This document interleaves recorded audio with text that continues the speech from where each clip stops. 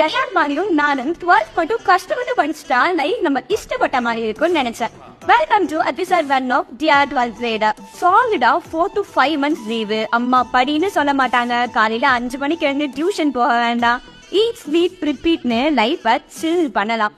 ஆனா இது கூடவே இந்த 4 விஷயத்தையும் சேர்த்து பண்ணா your future self will thank you. Explore புது skills like designing, writing, video editingலாம் ட்ரை பண்ணுங்க. Because these skills will pay you in future. Research அவன் சொன்னா இவன் சொன்னான்ட்டு காலேஜ் கோர்ஸ்லாம் சூஸ் பண்ணாம உங்களுக்கு பிடிச்சிருக்கா பாருங்க. இந்த ஸ்கேம் பத்தி நெக்ஸ்ட் வீடியோல டீடைல்டா பேசலாம். Join a course. முக்கியமா பயாலஜி ஆஃப்டர் இன்ஜினியரிங் வர போறீங்கன்னா பேசிக் ப்ரோக்ராமிங் கோர்ஸ் எடுத்து படிச்சா ரொம்ப யூஸ்ஃபுல்லா இருக்கு. Do that one thing bro.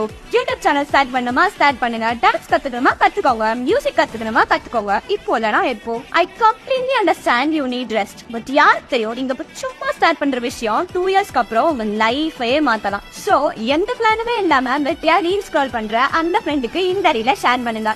நீங்க என்ன ஸ்கில்ல சூஸ் பண்ண போறீங்கன்னு கமெண்ட்ஸ்ல சொல்லுங்க so that your seniors can help you. 12th அப்புறம் இன்ஜினியரிங் அண்ட் மெடிசன் தவிர நிறைய அன்எக்ஸ்ப்ளோர்ட் கோர்ஸ்லாம் இருக்கு.